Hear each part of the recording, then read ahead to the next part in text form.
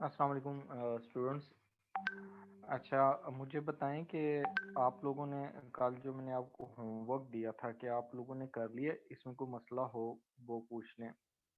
ठीक है, जो कल हमने किए थे क्वेश्चन, यहाँ पर हमने क्वेश्चन नंबर किया था, यहाँ पर रिव्यू क्वेश्चन नंबर 1 किया था 20.1।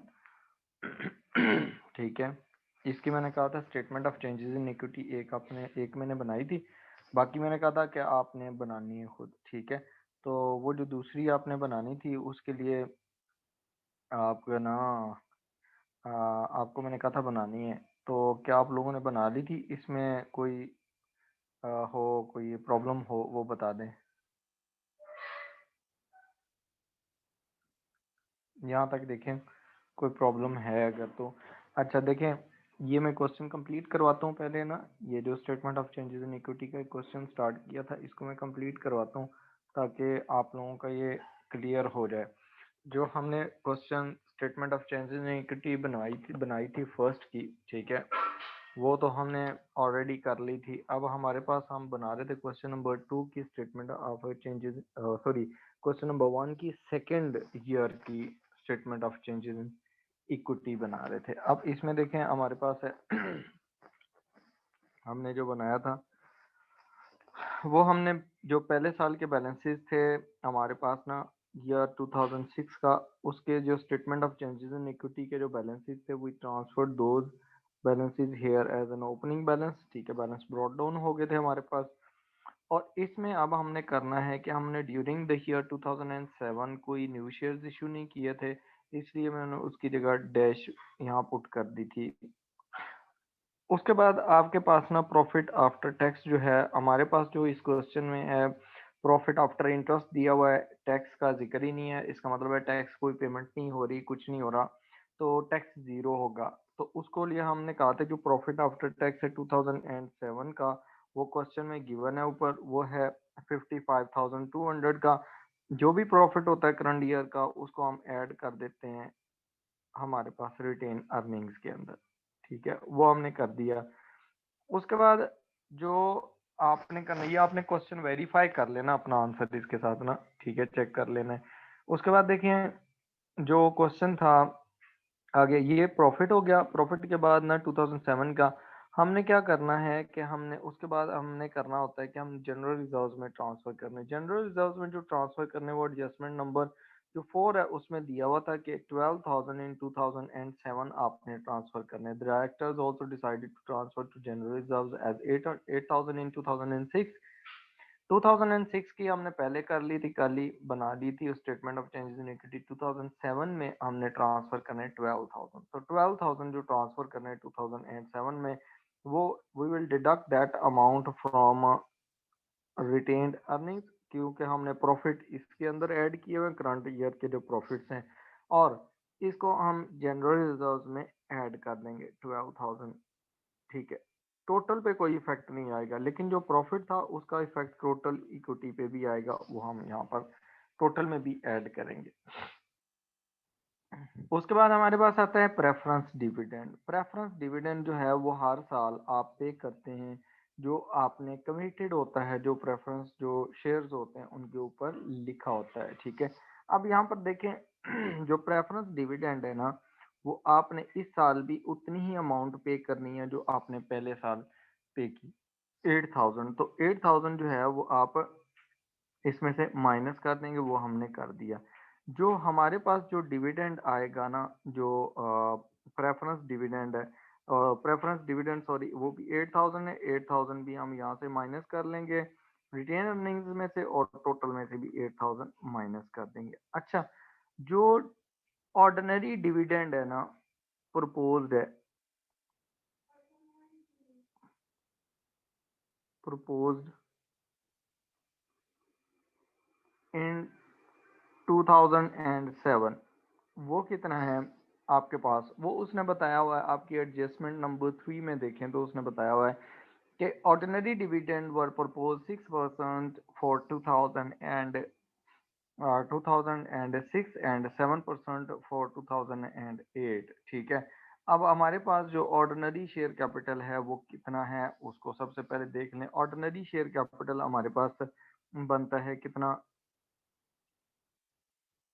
$300,000 का, और उसने कहा है कि उस पे आपने ऑर्डिनरी डिविडेंड कितना देना है, 8%।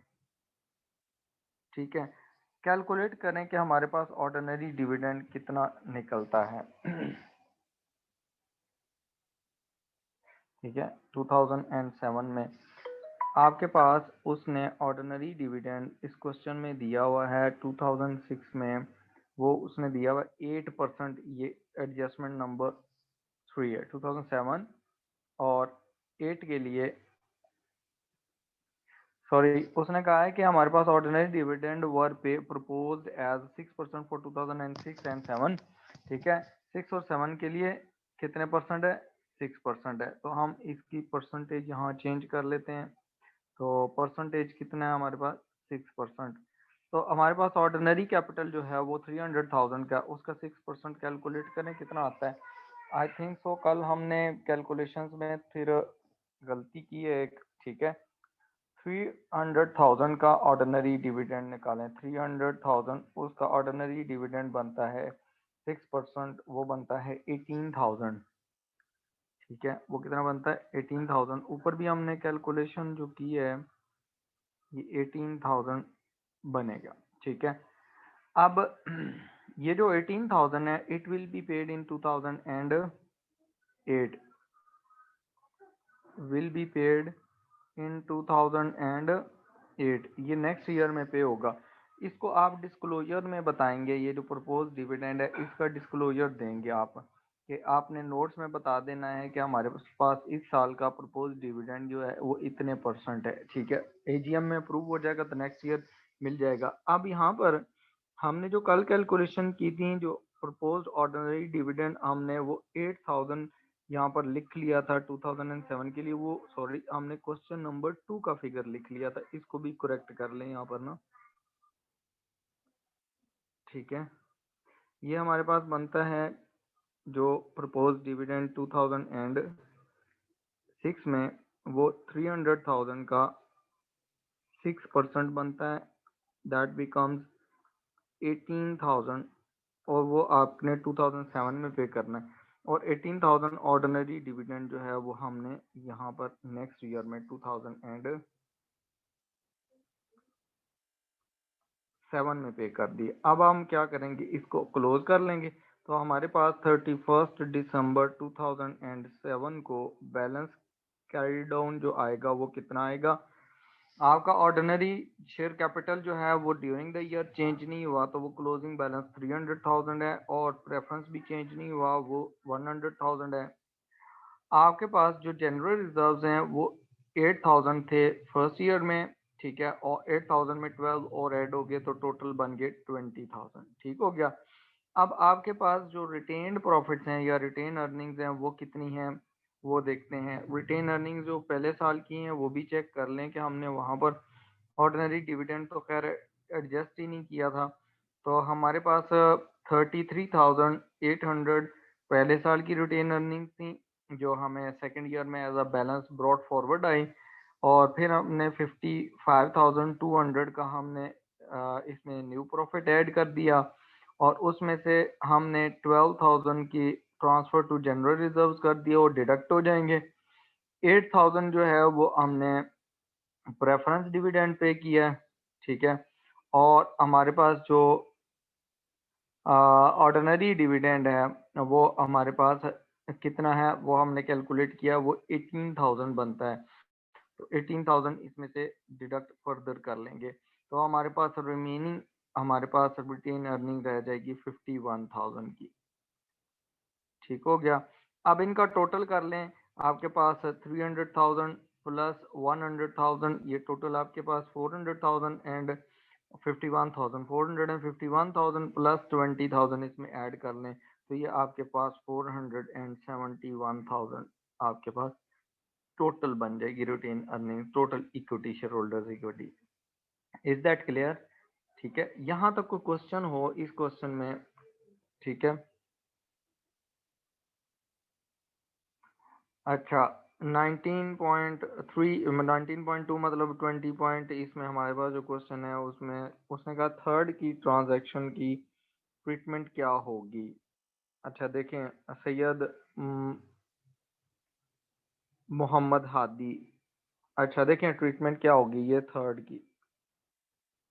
उसने कहा ऑर्डिनरी डिविडेंड वर प्रपोज 6%। ऑर्डिनरी डिविडेंड जो है वो 6% प्रपोज हुए हैं हमारे पास।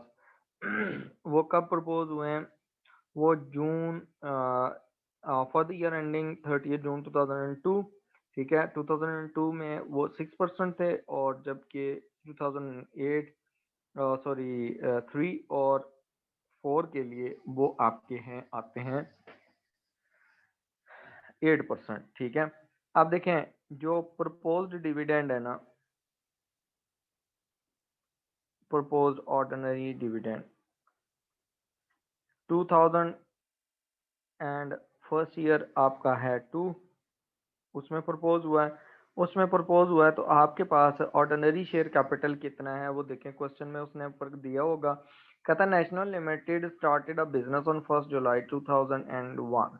The company has issued 350,000 ordinary shares in full in July 2001, whereas in the same month the company also issued 150,000 9% preference shares, उन्होंने preference shares भी इशू किए।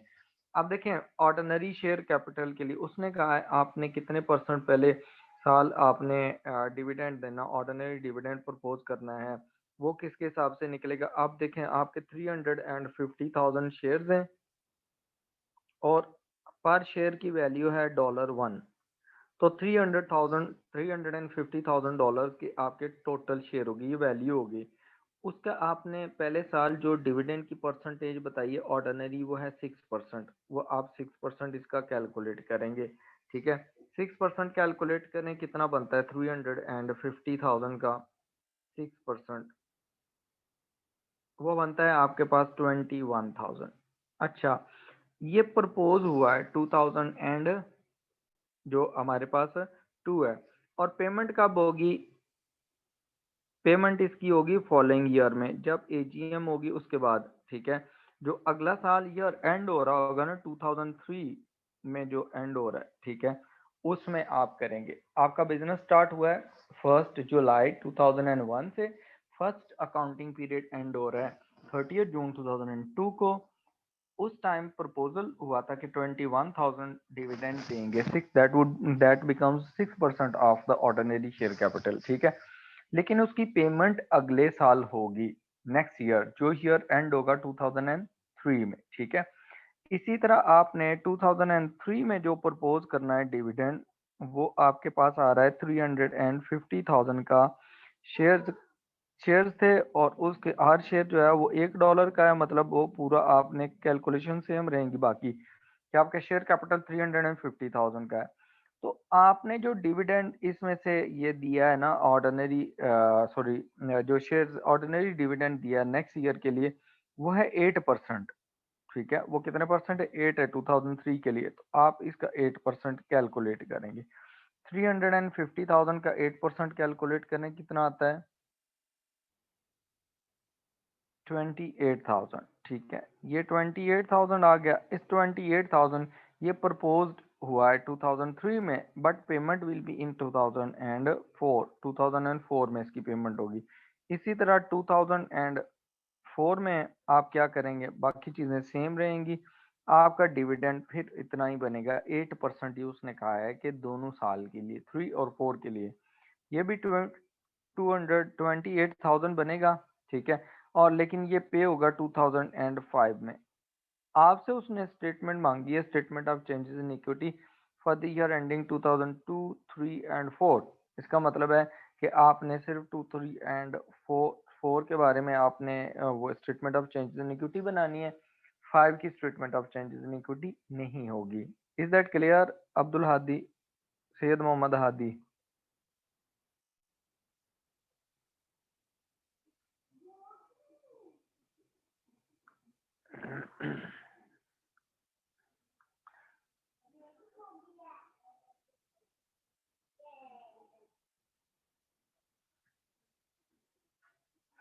Abbas Raza, during the year जो जनरल रिजर्व यूज होंगे वो, हाँ उसमें से डिडक्ट हो जाएंगे, ठीक है, जो यूज हो जाते हैं वो डिडक्ट हो जाएंगे। अभी आएगा आगे चैप्टर जो अगला नेक्स्ट पढ़ेंगे ना, उसमें हमने जनरल रिजर्व्स कहाँ यूज करने हैं, हमने रिटेन अर्निंग्स कहाँ यूज करनी है, बाकी ये सारी चीजें उसमें आएंगी नेक्स्ट चैप्टर में, ठीक है, इनको हम पढ़ेंगे, उसमें फिर statement of changes in equity हम बनाएंगे जब चेंजेस होंगी उसके बाद। मुर्तज़ा नवीद, जो 2006 है ना उसमें ऑर्डिनरी डिविडेंड इसलिए नहीं पे करते कि देखें 2006 है पहला साल आपका जब आपने बिजनेस स्टार्ट किया, ठीक है, क्वेश्चन नंबर 1 में जो फर्स्ट ईयर है ना उसमें जब आप डिविडेंड जो भी प्रपोज करेंगे 31 दिसंबर को आपके अकाउंट्स बनते हैं, तो फिर ये प्रपोज करते हैं डायरेक्टर्स, बोर्ड ऑफ डायरेक्टर्स ना, कि हमने जो ईयर 2006 गुजरा है इसके लिए डिविडेंड इतना देना है। फॉर एग्जांपल जो हमारा क्वेश्चन था उसमें हमारा बनता था 18,000 बनता था, ठीक है। अब होता यह है कि आप उसी टाइम वो पे नहीं कर सकते, जब बोर्ड ऑफ डायरेक्टर प्रपोज कर देते हैं, वो प्रपोज जब आपने फाइनेंशियल स्टेटमेंट्स बना लेते हैं उसके बाद फाइनेंशियल स्टेटमेंट्स जाती हैं एनुअल जनरल मीटिंग में अप्रूव होने के लिए, उस टाइम डिविडेंड भी अप्रूव होता है, शेयर होल्डर्स वोटिंग राइट के थ्रू इसको अप्रूव करते हैं कि हाँ इतना डिविडेंड दे दें या चेंज करें। अब चेंज करने में भी एक चीज आपने याद रखनी है कि जो शेयर होल्डर्स होते हैं ना, ऑर्डिनरी शेयर होल्डर्स, वो डिविडेंड को इंक्रीज नहीं कर सकते, डिक्रीज कर सकते हैं, वो ये कह सकते हैं कि ये डिविडेंड ज्यादा है इसको कम कर दें, ये उनके पास राइट होता है। बट ऐसा नहीं है कि शेयर होल्डर्स जो है वो प्रपोज डिविडेंड जो प्रपोज किया होता है डायरेक्टर्स ने उससे इंक्रीज कर लें, तो पेमेंट जो होनी होती है वो शेयर होल्डर्स के अप्रूवल के बाद होती है, तो पेमेंट होती है सब्सिक्वेंट ईयर में, अगले साल में, इसलिए उसको 2006 के अंदर ऑर्डिनरी डिविडेंड हम पे नहीं करेंगे, ठीक है, क्लियर है बस। अबास 20x1 लिखा हुआ है, तो ये x1 आप इसको x जो लिखा हुआ है इसको आप 0 भी कर लें, इसको आप 1 कर लें, जो मर्जी कर लें, अगर 1 लिखेंगे तो 2011 बन जाएगा, अब अगर 0 लिखेंगे 2001 बन जाएगा, ठीक है।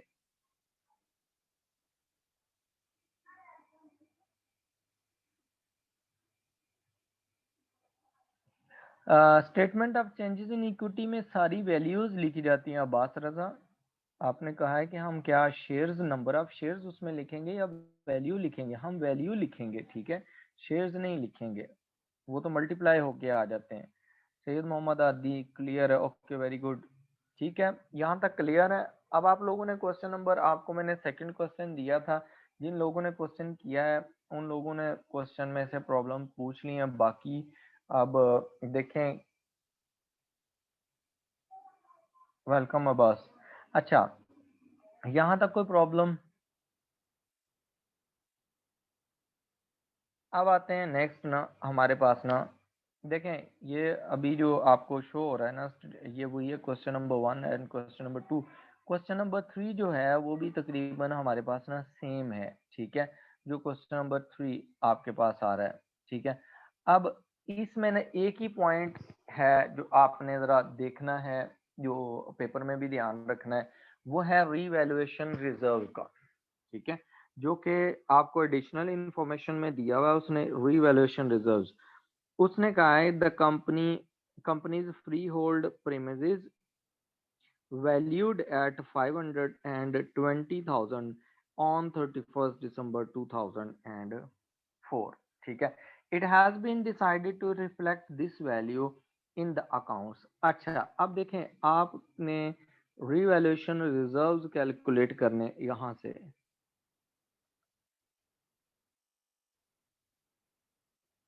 रिवैल्यूएशन रिजर्व्स कैसे कैलकुलेट करेंगे, आपकी जो न्यू वैल्यू है एसेट की वो कितनी है, minus net book value of the asset, तो नेट बुक वैल्यू जो होती है वो कैसे निकलती है, कॉस्ट लेस एक्यूमुलेटेड डेप्रिसिएशन या provision for depreciation, provision for depreciation, उस एसेट की जितनी भी उस डेट तक डेप्रिसिएशन हुई होती है उसमें से माइनस कर लेते हैं तो हमारे पास बुक वैल्यू आ जाती है, that is called net book value. अच्छा, अब देखें हमारे पास ना जो न्यू वैल्यू है उसने कहा है कि इट शुड बी 520। इसका मतलब है आपका एसेट इतनी वैल्यू पे बुक्स में शो होना चाहिए, ठीक है।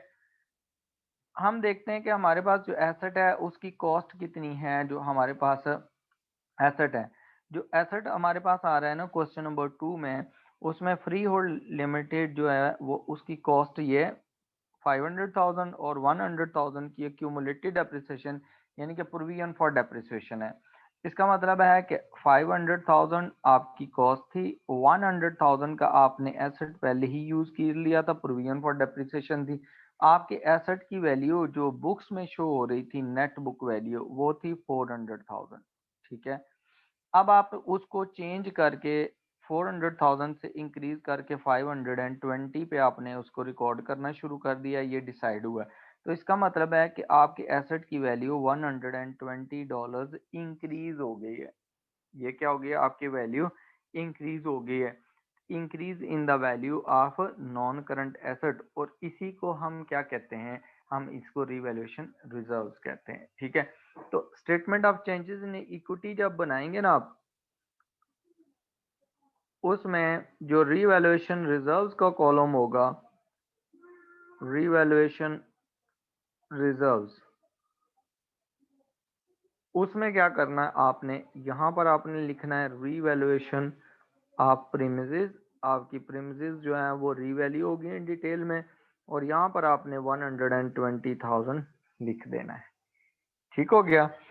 अब दूसरे नंबर पर उसने ना बैलेंस शीट भी मांगी है, तो बैलेंस शीट में बाकी सारी तो चीजें नॉर्मल है जो हम पहले भी पढ़ के आए हैं। तो जो स्टेटमेंट ऑफ फाइनेंशियल पोजीशन होगी ना,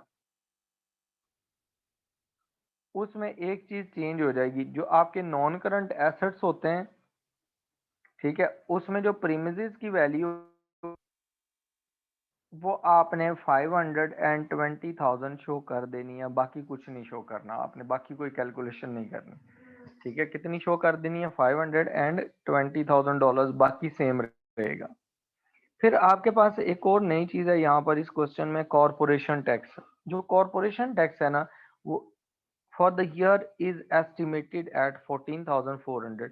अब ये वर्ड देखें, एस्टिमेटेड है, इसका मतलब है एक्चुअल का नहीं अभी पता कि एक्चुअल आपका टैक्स कितना बना है, एस्टिमेटेड है कि इतना है। इसका मतलब है कि अभी पेमेंट भी नहीं हुई।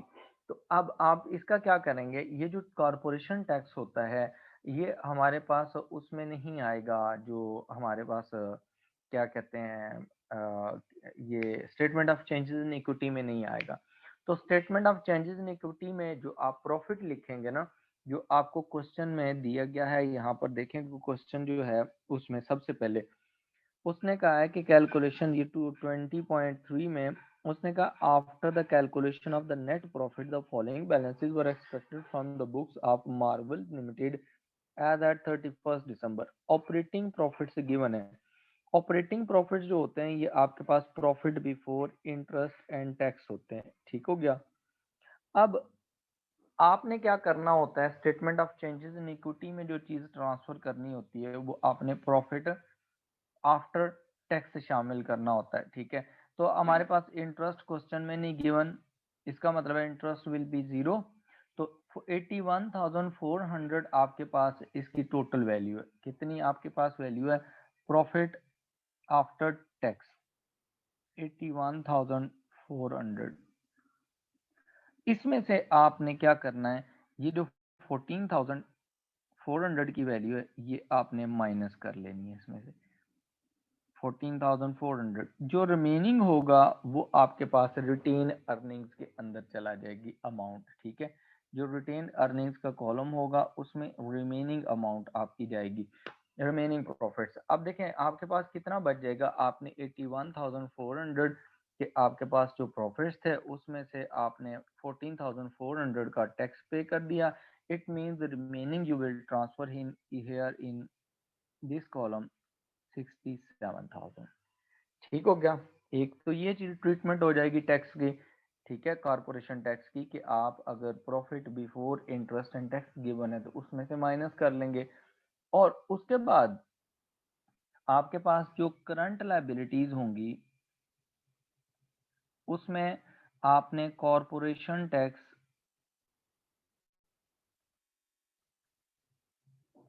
पेएबल दे देना है, लिख देना है, क्योंकि एस्टिमेटेड है कि इतना आपका टैक्स बन जाएगा। इसका मतलब है आपकी ये एस्टिमेटेड लायबिलिटी है 14,400 की, ये आप पे करेंगे। ठीक हो गया? क्लियर है? क्योंकि पेमेंट नहीं हुई, पेमेंट भी आप 1 साल की, जब आपके पूरा साल गुजर जाता है, जो इनकम स्टेटमेंट बनेगी, जो प्रॉफिट्स लॉसेस आएंगे, उसके बाद पेमेंट तो उसके अगले साल होगी। ठीक है, इसलिए आप इसे लायबिलिटी में भी शो करेंगे। Is that clear?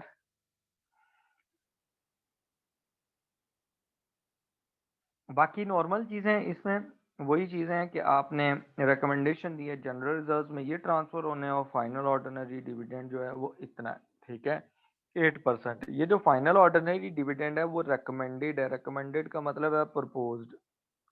ठीक है, तो जो प्रपोज्ड डिविडेंड होता है ना, उसका मतलब है कि आप जस्ट कैलकुलेशन करेंगे और इसको आगे बुक्स ऑफ अकाउंट्स में statement of changes in equity के अंदर शो नहीं करेंगे, जस्ट आप एज अ डिस्क्लोजर इसको शो करेंगे नोट के तौर पर कि हमारा इतना प्रपोज है डिविडेंड।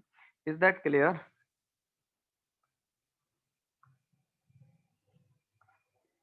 ओके मुस्कान, क्लियर हो गया। 20.3 करवा दें। 20.3 में देखिए मुस्कान, 20.3 में जो पॉइंट्स थे वो मैंने आपको बता दिए।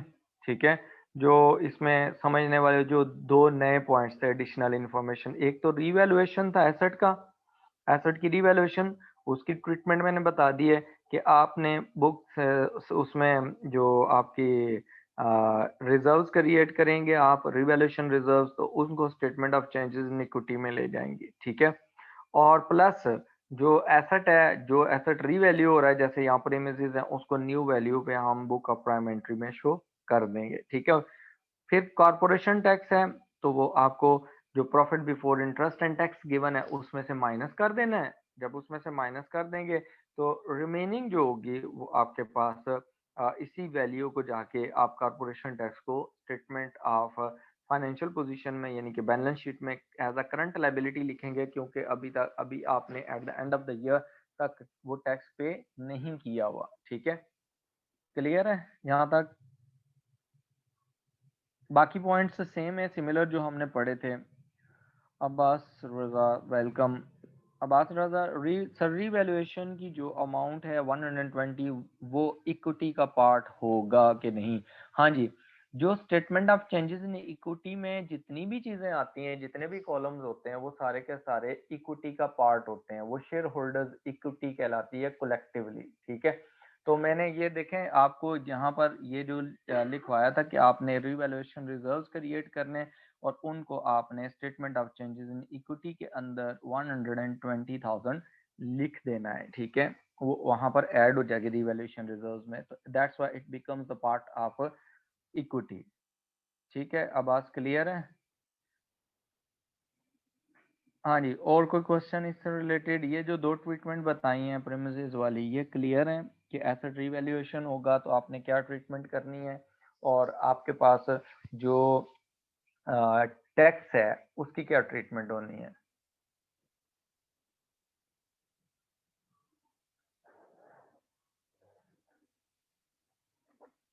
हाँ जी, इज दैट क्लियर?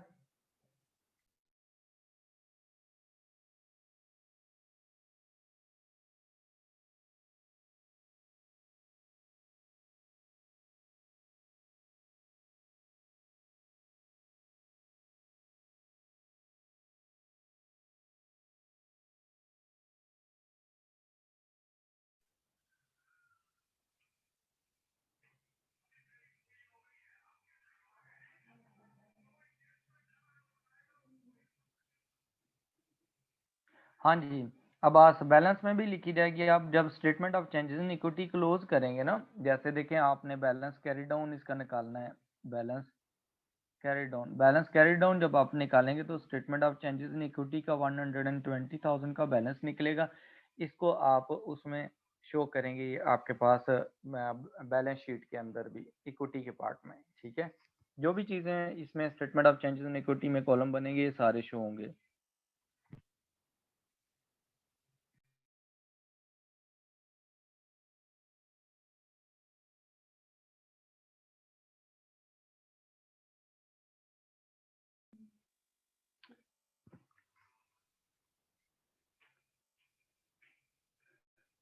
ओके, अच्छा देखें यहाँ पर जो नेक्स्ट है हमारे पास,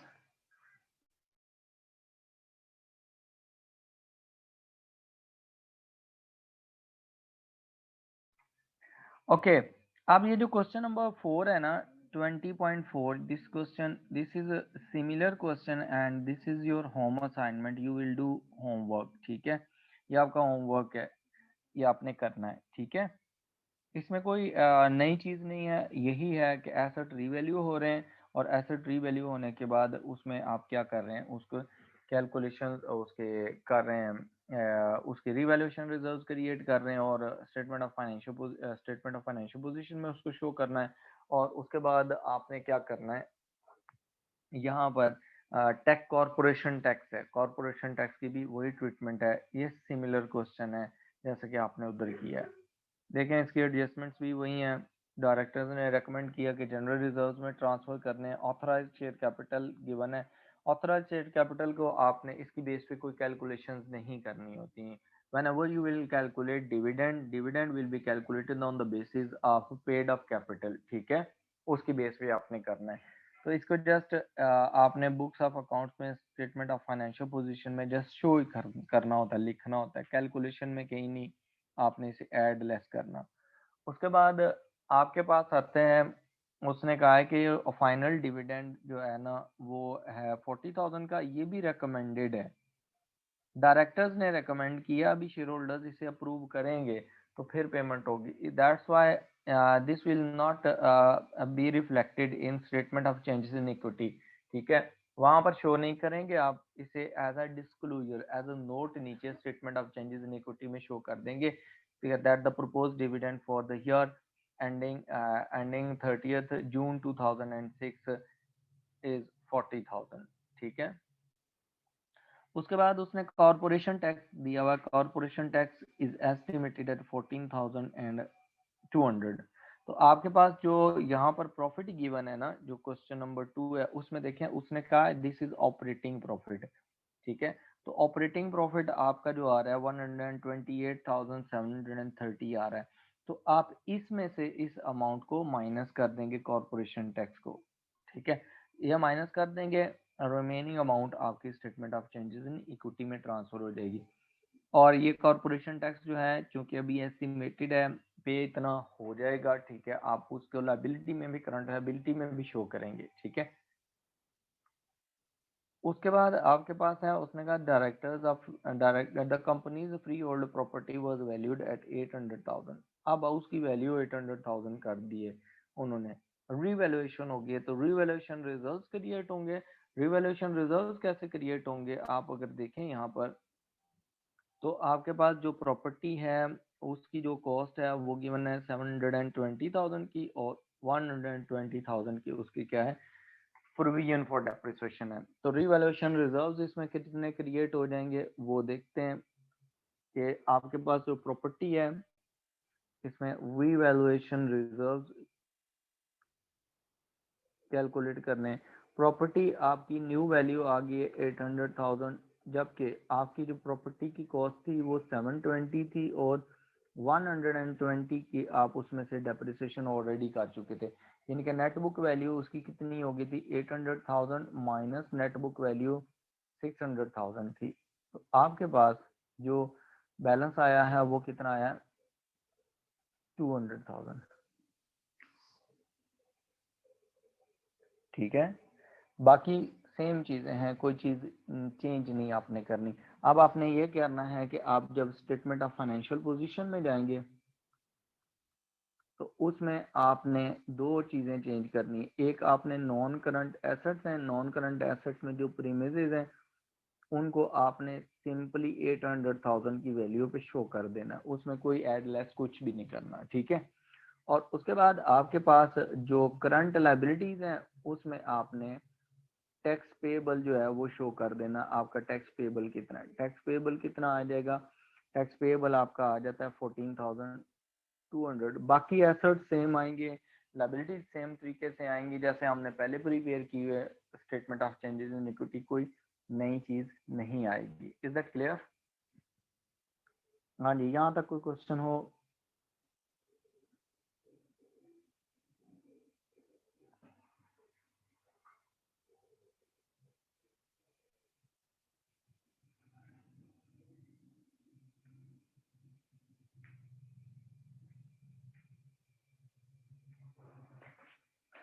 हाँ जी, रीवैल्यूएशन अब बात रहा था, रीवैल्यूएशन की एंट्री क्या होगी? रीवैल्यूएशन रिजर्व जो होते हैं ना बेसिकली, ये हमारे पास होते हैं, इनकी नेचर होती है कि हम ये इक्विटी का पार्ट होते हैं।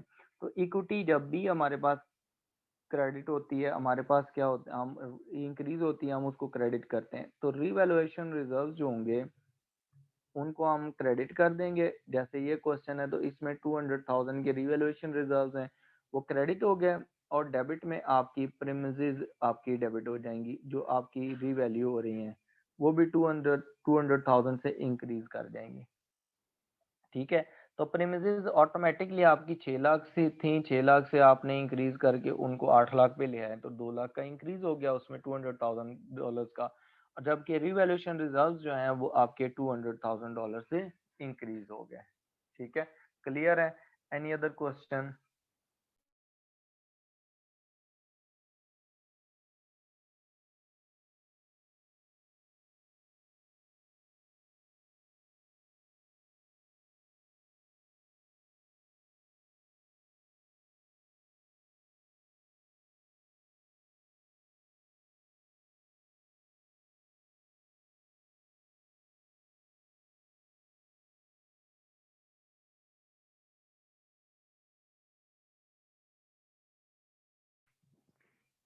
हाँ जी, उसके बाद अब्बास से ये क्लियर है यहाँ तक इसकी जो एंट्री थी? ठीक है, उसमें देखें प्रपोज जनरल रिजर्व भी जस्ट डिस्क्लोज ही करेंगे। नहीं, जो प्रपोज होते हैं ना जनरल रिजर्व्स को प्रूव करवाने की ज़रूरत नहीं होती, इसलिए हम जो रिकमेंडेड रिजर्व्स होते हैं उनको हम statement of changes in equity में ही माइनस कर देते हैं। ठीक हो गया, उसको माइनस कर देते हैं एज इट इज।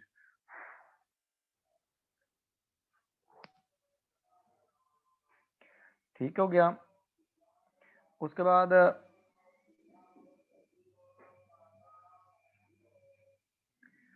जो हमारे पास नेक्स्ट क्वेश्चन है, Syed Mohammad Hadi, sir authorise share capital कहाँ शो करेंगे? हाँ, ये देखें, ऑथराइज शेयर कैपिटल आपने शो करना है जहां आप शेयर होल्डर्स इक्विटी बनाएंगे ना, ठीक है, उसमें शो करेंगे। अब ये शो कैसे करना है ये देख लें, मैं यहाँ पर ना आपको शो करवा देता हूँ यहाँ पर ना, ताकि आपकी ये भी क्लियर हो जाए कैलकुलेशन। यहाँ पर देखें, ये जो क्वेश्चन में यहाँ पर ने जब आप बनाएंगे ना statement of changes, statement of financial position, statement of financial position, उसमें आपने शेयर होल्डर्स इक्विटी का जो बनाना है, शेयर होल्डर्स इक्विटी। तो जब आप ये प्रिपेयर करेंगे शेयर होल्डर्स इक्विटी, तो इसमें आप ऊपर ऑथोराइज्ड कैपिटल लिखेंगे। ऑथोराइज्ड कैपिटल जो लिखेंगे उसकी सिर्फ आपने यहाँ पर वैल्यू लिख देनी है, उसके नीचे 2 लाइनें लगा देनी है। ठीक है, क्लियर है? अब यहाँ पर ना देखें, जैसे क्वेश्चन नंबर 1 है ना, क्वेश्चन नंबर 1 जो है था 20.1, उसमें जो ऑथराइज्ड कैपिटल है वो हमारे पास है 400,000 shares at the rate of $1 each. ठीक है, तो आपके पास 400,000 शेयर्स हैं at the rate of $1 each, तो टोटल उसकी वैल्यू कितनी होगी? 400,000 की। वो आपने यहाँ शो कर दिया, इसके नीचे लाइन लगा दी आपने 2। इसके बाद आपके पास ना जो यहाँ पर statement of changes in equity के कॉलम्स बनाए ना, उसमें आपके पास ऑर्डिनरी शेयर कैपिटल जो आ गया, जो आपने इशू कर दिया है वो आ जाएगा। वो आपने कितना आता है 300,000, इसको शो करेंगे, लेकिन ऊपर वाला 400,000 उसमें ऐड नहीं करेंगे, उसके नीचे डबल लाइन लगाइए, सिर्फ आपने इंडिकेट करना है, शो करना है। ठीक है, फिर आपके प्रेफरेंस शेयर कैपिटल आ जाएगा। प्रेफरेंस शेयर कैपिटल, तो प्रेफरेंस शेयर कैपिटल जो होगा वो कितना है? वो आपका $100,000 का है। ठीक है, उसके बाद आपके पास रिटेन अर्निंग्स आ जाती हैं, तो रिटेन अर्निंग्स का बैलेंस है 33,800 का। ठीक है, और उसके बाद आपके पास जनरल रिजर्व्स आ जाते हैं, तो जनरल रिजर्व्स आपके 8,000 के। उसके बाद आपके आ जाएंगे रीवैल्यूएशन रिजर्व्स जैसे अगले क्वेश्चंस में आ रहे हैं, तो रिवैल्यूएशन रिजर्व्स को भी यहाँ लिख देंगे और फिर आप क्या कर देंगे, इनका टोटल निकाल लेंगे। तो टोटल आपका बनता है यहाँ पर 441,800। Is that clear? हाँ जी, सैयद मोहम्मद आदि, इज दैट क्लियर? उसके बाद अनाबिया जैन। अच्छा, स्टेटमेंट ऑफ फाइनेंशियल पोजीशन के इक्विटी के पार्ट में रिवैल्यूएशन रिजर्व्स ऐड करेंगे। हाँ जी, अभी देखें मैंने अभी बताया जो सामने किया है, तो हम उसको ऐड करेंगे, वो क्लोजिंग बैलेंसेस सारे हम लेके जाएंगे। Okay Muskan, is the okay, clear है, clear Abbas, clear, okay Syed Mohammad आदि, ओके क्लियर। चलें चलें, अभी हमने ना जो अभी तक हमने पढ़ा है, हमने जो चीज़ें पढ़ी है ना, उसका एक रिव्यू देता हूँ छोटा सा, कि हमने सिर्फ ये पढ़ा है कि हमने statement of changes in equity बनानी है, तो वो कैसे बनाएंगे, ठीक है। उसमें जो चीज़ें पढ़ी थी वो हमने क्या क्या चीज़ें पढ़ी हैं, कि प्रेफरेंस शेयर्स हैं, ऑर्डिनरी शेयर्स हैं, रिटेन अर्निंग्स हैं, जनरल रिजर्व्स हैं, और उनमें पैसे अपने ट्रांसफर करने हैं, डिविडेंड पे करने हैं, तो कैसे पे करने हैं, प्रपोज डिविडेंड जो है वो हमने शो करने हाली डिस्क्लोजर में, उनको statement of changes in equity में या स्टेटमेंट ऑफ फाइनेंशियल पोजीशन के अंदर शो नहीं करना, ठीक है। जो डिविडेंड पेड होंगे खाली वही शो होंगे। उसके बाद हमने पढ़ा कि रीवैल्यूएशन रिजर्व्स अगर हो जाएं तो उनकी क्या ट्रीटमेंट होगी, और अगर कॉरपोरेशन टैक्स आता है तो उसकी क्या ट्रीटमेंट होगी, ठीक है। अब हमने जो नेक्स्ट है ना, अभी हमने जो पढ़ना है ना, वो हम पढ़ेंगे कि अगर आपके पास ना, जैसे क्वेश्चन नंबर 20.5 है, कि आपको ये कहा जाता है कि आप इनकम स्टेटमेंट प्रिपेयर करें, जैसे कि रिक्वायरमेंट देखें, क्वेश्चन नंबर 3 की रिक्वायरमेंट है, you are required to prepare K MC's income statement for the year ended and balance sheet, ठीक है। दोनों चीजें आपने प्रिपेयर करनी है, इनकम स्टेटमेंट और बैलेंस शीट। अच्छा, इस क्वेश्चन में थोड़ी सी मैं मॉडिफिकेशन करूंगा। मॉडिफिकेशन ये करूंगा कि हमने इनकम स्टेटमेंट भी बनानी है, statement of changes in equity भी बनानी है, और हमने स्टेटमेंट ऑफ फाइनेंशियल पोजीशन भी बनानी है। सारी चीजें हमने बनानी है एक ही दफा। अब यहाँ देखें हमारे पास ना जो क्वेश्चन नंबर 20.5 है, we are going to prepare income statement for this,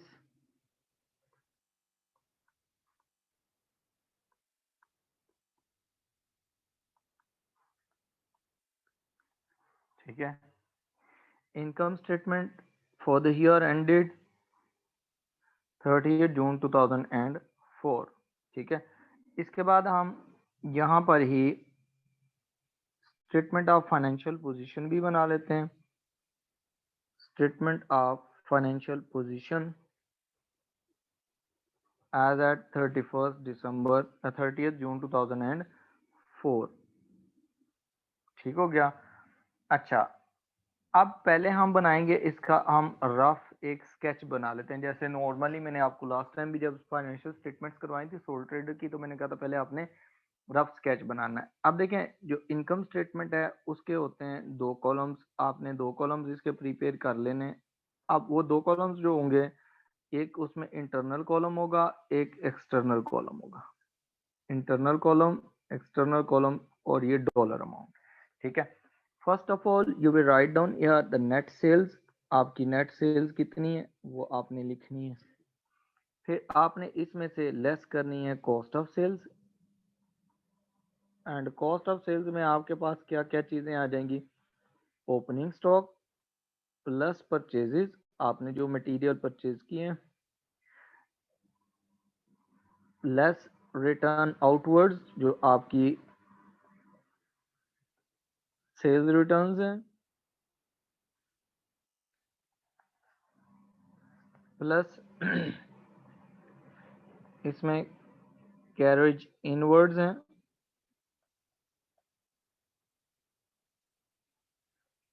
और माइनस क्लोजिंग स्टॉक, ठीक हो गया। ये आ गया। इसके बाद हमारे पास जो आंसर आएगा that would be equal to gross profit. Gross profit में we will add other incomes, other income हम जस्ट यहाँ पर लिखेंगे और उसके नीचे ये हेडिंग है, उसके नीचे हम 2-3 लाइंस छोड़ देंगे। अगर हमारे पास कोई अदर इनकम्स आती है हम यहाँ ऐड करेंगे। Less we will deduct from this operating expenses. Operating expenses भी एक हेडिंग है। हम ऑपरेटिंग एक्सपेंसेस में एडमिनिस्ट्रेशन, सेलिंग, डिस्ट्रीब्यूशन, मार्केटिंग हम सारी यहाँ पर लिख देंगे। अच्छा, ये सारे जो जितने भी एक्सपेंसेस हैं इनको माइनस करने के बाद हमारे पास जो आएगा वो हमारे पास आ जाएगा ऑपरेटिंग प्रॉफिट। ऑपरेटिंग जो प्रॉफिट है उसको हम profit before interest and tax भी कहते हैं।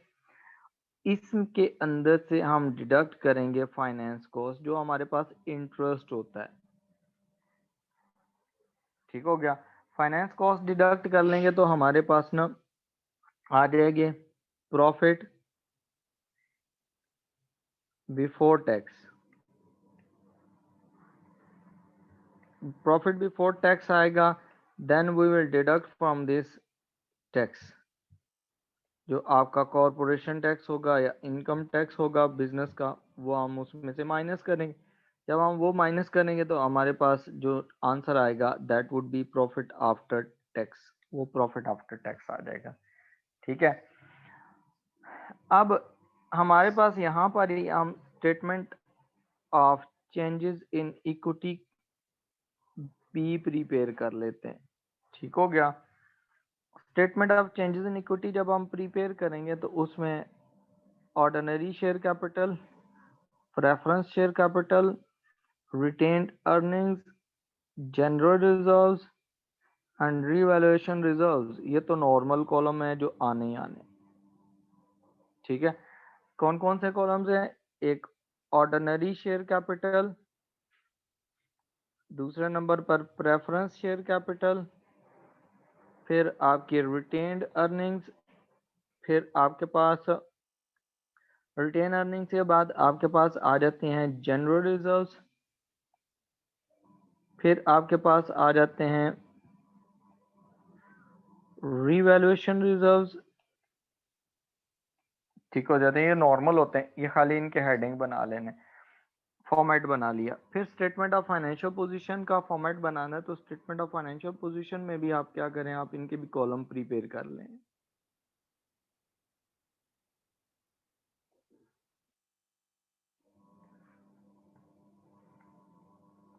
ये इंटरनल और external column. Non current assets, इसके लिए 2-3 लाइंस छोड़ दें, फिर करंट एसेट्स को आप लिख लें। इसके नीचे भी आप 2-3 लाइंस छोड़ मतलब इसमें करंट एसेट्स ज़्यादा होते हैं तो 5-6 लाइंस छोड़ दें। फिर आप शेयर होल्डर्स इक्विटी लिख लें,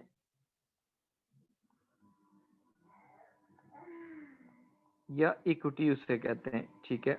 उसके बैलेंसेस आपने यहाँ लिखने। उसके बाद इसके जितने आइटम्स होते हैं उनको आपने यहाँ पर शो करना है, जो बैलेंसेस होते हैं क्लोजिंग बैलेंसेस। एक तो आपका ऑथोराइज्ड कैपिटल है वो शो कर दें यहाँ पर।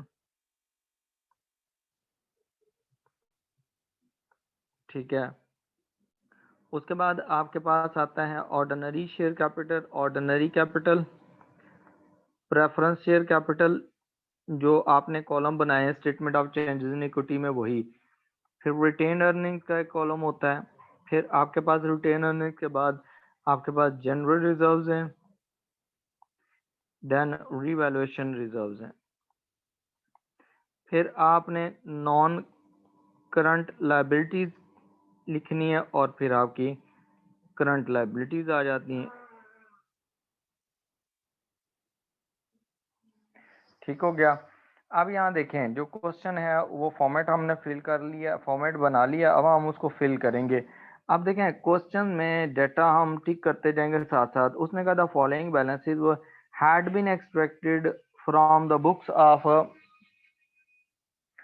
had been extracted from the books of KMC Public Limited Company। KMC Public Limited Company के 30 जून ये रिपोर्टिंग डेट है। उसने कहा प्रीमिसेस जो हैं वो एट कॉस्ट हैं, तो प्रीमिसेस हमारे पास नॉन करंट एसेट्स हैं। हम यहाँ पर नॉन करंट एसेट्स में जाके इसको प्रीमिसेस को लिख लेंगे जी। प्रीमिसेस कितनी है आपने ब्रैकेट में लिखनी है, वैल्यू उनकी 600,000 की, ठीक है। उसके बाद आपके पास उसने कहा provision for depreciation for on premises, ठीक है। आपने प्रीमिसेस की डेप्रिसिएशन की हुई है 140,000 की, ये सिंपली आप you will deduct this from premises value of premises, ठीक है।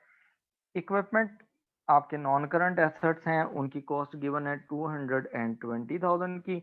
इक्विपमेंट भी आपके नॉन करंट एसेट्स हैं, इसको भी हम यहाँ पर लिख लेंगे।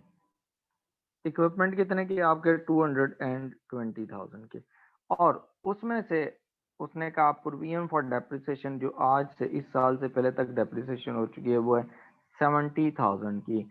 तो आप इसमें से भी 70,000 माइनस कर लेंगे इन सिंपल वर्ड, ठीक है। 70,000 फिगर सारे मैं थाउजेंड्स में लिख रहा हूँ क्योंकि उसने फिगर्स राउंड ऑफ किए मैं थाउजेंड्स में, तो मैं भी उसको थाउजेंड्स में लिख रहा हूँ।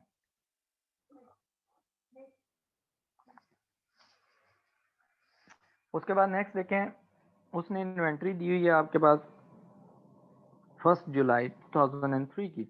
It mean this is opening inventory, और ओपनिंग इन्वेंट्री आपको पता है कि हमारे पास कॉस्ट ऑफ सेल्स में ट्वीट होती है। कॉस्ट ऑफ सेल्स में किस जगह पे ट्वीट होगी, 155,000 उसकी वैल्यू है, ये कॉस्ट ऑफ सेल्स है इनकम स्टेटमेंट में। उसके बाद उसने कहा है कि जो आपके पास ट्रेड रिसीवेबल्स हैं वो हैं आपके पास 240,000 के। ट्रेड रिसीवेबल्स आपके करंट एसेट्स हैं, तो आप इनको करंट एसेट्स में लिख लें। ट्रेड रिसीवेबल्स 240,000, ठीक हो गया। उसके बाद ट्रेड पेबल्स गिवन है, ट्रेड पेबल्स आपकी करंट लायबिलिटीज हैं, तो करंट लायबिलिटीज में जाके लिख लेंगे। वैल्यू है 140,000 की ट्रेड पेबल्स, 140,000, ये भी आ गया, ठीक हो गया। उसके बाद नेक्स्ट देखें, उसने कहा है कि आपके पास ना जो प्रोविजन फॉर डाउटफुल डेट्स हैं, प्रोविजन फॉर डाउटफुल डेट्स को इधर मैं सर्कल करके स्टार लगा रहा हूँ क्योंकि इसको मैं फिर एंड पे सॉल्व करूंगा, ठीक हो गया। उसके बाद हमारे पास आ जाता है issued and fully paid up ordinary shares, ordinary capital, ठीक है। आपने कितने शेयर्स इशू किए और उसमें से कितना पैसा रिसीव किया, 400,000। ये जो वैल्यूज हैं ये जाएंगी आपके पास यहाँ पर statement of changes in equity में ऑन 1 जुलाई 2013, ठीक है। बैलेंस ब्रॉड डाउन, ठीक है। बैलेंस ब्रॉड डाउन में कितना आपके पास गिवन है, उसने 400,000 का उसने कहा है कि आपके पास ordinary share capital fully paid है, ठीक है। वो यहाँ पर आ जाएगा statement of changes in equity में, ठीक हो गया। उसके बाद उसने कहा है कि आपके डिबेंचर्स हैं, डिबेंचर्स हैं जो आपने ये जो डेट लिखी हुई है ना 2009, ये शो कर रही है कि इस डेट को, इस ईयर को डिबेंचर्स आपने वापस लेने हैं। कंपनी क्या करती है, जब डिबेंचर्स को सर्टिफिकेट्स इशू करती है उसके अगेंस्ट पैसे ले लेती है, ठीक है। तो जब वो उनको पेमेंट करेगी, पे बैक करेगी लोगों को, तो सर्टिफिकेट्स वापस ले लेगी। तो वो पेमेंट करनी है, उसने लोन जो लिया हुआ है 2009 में और आप 2004 में एग्जिस्ट कर रहे हैं, इसका मतलब है कि 1 साल से ज्यादा पीरियड है, तो ये आपके पास लाइबिलिटी, कौन सी लाइबिलिटी, नॉन करंट लाइबिलिटी। अब आप क्या करेंगे, ये 150,000 के डिबेंचर्स हैं, ये नॉन करंट लाइबिलिटीज में जाके लिख लेंगे स्टेटमेंट ऑफ फाइनेंशियल पोजीशन में कि आपके डिबेंचर्स आ गए, ठीक है। डिबेंचर्स की जो वैल्यू बताई है वो है 150,000, इसको भी ब्रैकेट में लिखना है, ठीक हो गया। इसके साथ जो इम्पोर्टेंट चीज होती है वो है इंटरेस्ट रेट, ठीक है। इसकी कैलकुलेशन मैं यहाँ पर ही कर रहा हूँ कि आपका इंटरेस्ट एक्सपेंस कितना बनेगा, इंटरेस्ट एक्सपेंस, ठीक है। आपने लोन लिया हुआ 150,000 का, उसका 8% आप कैलकुलेट करें कितना आता है, कैलकुलेट करें 8% ऑफ 150,000,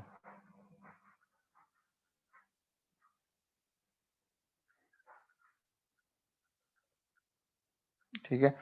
इट बिकम्स 12, आपका एक्सपेंस बनता है $12, ये आपने पे करना ही करना है हर सूरत में, ठीक है। ये आपने याद रखना है कि इतना एक्सपेंस है। तो जो हमारे पास जो ऑपरेटिंग स्टेटमेंट होती है ना, इसमें जो डिबेंचर्स पे इंटरेस्ट है ना, वो यहाँ पर फाइनेंस कॉस्ट का पार्ट होता है। यहाँ पर हम लिख लेते हैं कि हमारे पास जो फाइनेंस कॉस्ट है वो है 8000 की। ठीक हो गया? सॉरी 8 लिखा है, 12, इट इज 12,000। वो 12,000 आपको हमने ये कैलकुलेशन ऊपर कर ली है कि जो रेट गिवन होता है उससे मल्टीप्लाई कर देना लोन को, आपका ये कैलकुलेट हो जाएगा। फिर आता है हमारे पास शेयर प्रीमियम। शेयर प्रीमियम आता है 50,000। तो शेयर प्रीमियम का जो बैलेंस यहाँ गिवन होता है ये ओपनिंग बैलेंस होता है। ठीक है, ये कॉलम हम यहाँ पर बना लेते हैं शेयर प्रीमियम का।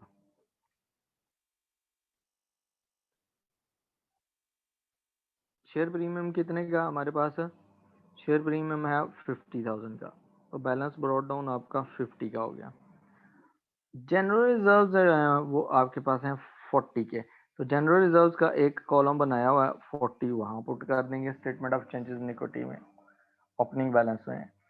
उसके बाद आपके आते हैं retained profits on 30 June 2003। Last year के लास्ट डेट पे आपके पास रिटेन्ड प्रॉफिट्स थे कितने? 28,000 के। तो इस साल के स्टार्ट में भी जो आपके प्रॉफिट्स हुए होंगे, तो रिटेन अर्निंग्स का बैलेंस आपको गिवन है 28,000।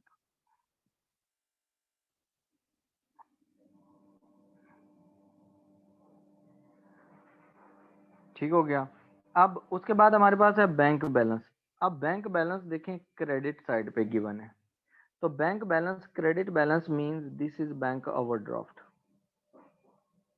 आपने बिजनेस के बैंक अकाउंट में से जितने आपने पैसे डिपॉजिट कराए उससे ज्यादा आपने विड्रॉ करवा लिए। तो ये 21,000 जो है ये आपके पास करंट लाइबिलिटी में आ जाएगा। तो स्टेटमेंट ऑफ फाइनेंशियल पोजीशन में जो करंट लाइबिलिटी है उसमें जाके आप इसे ट्रीट करेंगे। बैंक ओवरड्राफ्ट, बैंक ओवरड्राफ्ट कितना आ रहा है? 21 का। ठीक हो गया?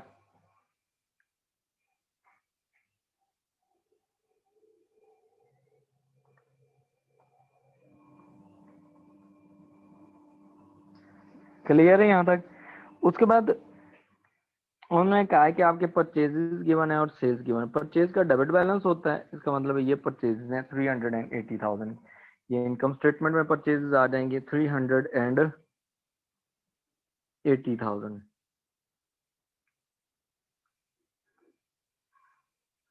ठीक है? उसके बाद आपकी सेल्स हैं, सेल्स का क्रेडिट बैलेंस होता है। तो सेल्स हमारे पास हैं 310,000 की, और सॉरी 690,000। उसके बाद आपके पास उसने कहा ordinary dividend paid during the year. आपने ऑर्डिनरी डिविडेंड कितना पे किया है? 20,000 का। तो जो ऑर्डिनरी डिविडेंड पेड होता है वो statement of changes in equity में आता है। इसके लिए फॉर्मेट क्या होता है? ओपनिंग बैलेंस प्लस आपने अगर कोई न्यू इशू किए हैं, आपने कोई शेयर न्यू इशू किए, वो आ जाएगा। अच्छा, जो शेयर अगर आपने न्यू किए हैं उसके बाद आप क्या करते हैं? प्रॉफिट आफ्टर टैक्स आ जाता है, फिर ट्रांसफर टू जनरल रिजर्व्स आ जाता है।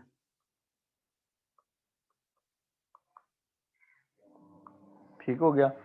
जो जनरल रिजर्व्स के बाद इसमें डिविडेंड पेड आ जाता है। ठीक है? तो यहाँ जो इन्फॉर्मेशन हमें गिवन है उसने कहा कि आपके पास ना ऑर्डिनरी डिविडेंड पेड है ना, ये आपके पास ना dividend paid, preference dividend paid and then ordinary dividend paid.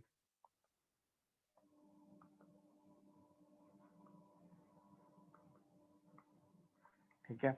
Ordinary dividend paid जो है वो कितना है वो हमें यहाँ पर लिखा हुआ है। उसने लिखा है कि वो आपका 76,000 का है। तो आपने ऑर्डिनरी डिविडेंड कितने का? 76,000 का पे किया। तो ऑर्डिनरी डिविडेंड हमारे पास जो पेमेंट हुई है, पेमेंट वाला प्रपोज नहीं है। तो ऑर्डिनरी डिविडेंड कितना आपने दिया है वो देखें, आपके पास है वो 20,000 का। ठीक है? तो 20,000 आप कहाँ से डिडक्ट करेंगे? रिटेन अर्निंग्स में से, ठीक है, इसमें से माइनस कर लेंगे और टोटल में से भी माइनस हो जाएगा। इसी तरह आपके पास उसने कहा सैलरीज एंड वेजेस हैं 76,000 की। सैलरीज एंड वेजेस जो हैं इनको आप इनकम स्टेटमेंट में as an operating expense treat करते हैं, सैलरीज, लेकिन लिखेंगे आप इनको ब्रैकेट के अंदर ही क्योंकि इनकी एडजस्टमेंट हो सकती है। 76, उसके बाद आपको उसने कहा है कि आपके रेंट एंड इंश्योरेंस हैं, तो रेंट एंड इंश्योरेंस भी एक्सपेंस है, इसको भी आप यहाँ पर एक्सपेंसेस में ऑपरेटिंग एक्सपेंसेस में डालेंगे। ऑपरेटिंग एक्सपेंसेस में कितने रेंट एंड इंश्योरेंस कितने की डालेंगे? 21,000 की। उसके बाद इंटरेस्ट ऑन डिबेंचर्स, डिबेंचर्स पे जो इंटरेस्ट है ये जो गिवन है ना वो आपका है कि आपने पेमेंट कितने की है? $6 की है। तो आपने क्या किया है, जो पेमेंट की है वो ओनली $6 की है। अब इसकी ट्रीटमेंट जो होगी ना इंटरेस्ट ऑन डिबेंचर्स की, इसकी ट्रीटमेंट आपकी चलेगी यहाँ पर, ये जो डिबेंचर का इंटरेस्ट है हमने निकाला था ना, ये पेमेंट बनती थी $12,000, आपने जो पेमेंट की है वो कितनी की है? 6,000, ठीक है, $6,000। तो इसके रिमेनिंग इसका मतलब है पेएबल है, तो आपकी करंट लायबिलिटी में ये आ जाएगा। करंट लायबिलिटी में आपका क्या आ जाएगा? आपके पास ये जो पेएबल अमाउंट आ गई है, इंटरेस्ट पेएबल, इंटरेस्ट अक्रूड या पेएबल, ठीक है, वो कितना बनता है? इंटरेस्ट अक्रूड या पेएबल, आपका इंटरेस्ट बनता था 12,000 और उसमें से आपने जो पेमेंट की हुई है, जैसे देखें ये क्वेश्चन था उसमें 12,000 की हमने कैलकुलेशन की थी कि ये 12,000 उनकी इंटरेस्ट एक्सपेंस बनता है, तो आउट ऑफ दिस उन्होंने सिर्फ 6,000 पे किया हुआ है, तो बाकी क्या हो जाएगा? लायबिलिटी, ठीक है, बाकी क्या आ जाएगा आपकी? Liability, current liability $6। अच्छा, उसके बाद उसने दिया हुआ है कि आपके पास ना एक्सपेंसेस में तो हमने पूरे शो किया हुआ है क्योंकि हमारे पास एक्सपेंसेस में हमने जब कैलकुलेशन की थी उसी टाइम ही शो कर दिया था हमने कि हमारे पास फाइनेंस कॉस्ट कितनी है? $12, वो शो कर दी थी। उसके बाद हमारे पास जो आ रहा है वो आ रहा है next, bad debts. Bad debts जो होते हैं ना ये हमारे पास ऑपरेटिंग एक्सपेंसेस होते हैं, तो इनको हम एज ऑपरेटिंग एक्सपेंसेस में लिख लें कि बैड डेट्स कितने हो गए। बैड डेट्स कितने आ रहे हैं हमारे पास ना? वो आ रहे हैं $3 के, तो ये हमारे पास $3 के सिर्फ बैड डेट्स हैं। उसके बाद उसने कहा सन्ड्री एक्सपेंसेस के, मतलब मिसलेनियस एक्सपेंसेस है, बहुत सारे एक्सपेंसेस हैं, वो मिल के $2,900 बना रहे हैं, ठीक है, तो हम मिसलेनियस एक्सपेंसेस को भी यहाँ पर ऑपरेटिंग एक्सपेंसेस में लेके आ जाते हैं। 29, ठीक हो गया। डिस्काउंट रिसीव जो है वो कितना है? डिस्काउंट रिसीव जो है ये आपके पास है, ये अदर इनकम है। डिस्काउंट रिसीव्ड कितना है? Other income. डिस्काउंट अलाउड होता है, एक्सपेंस होता, तो discount received is other income.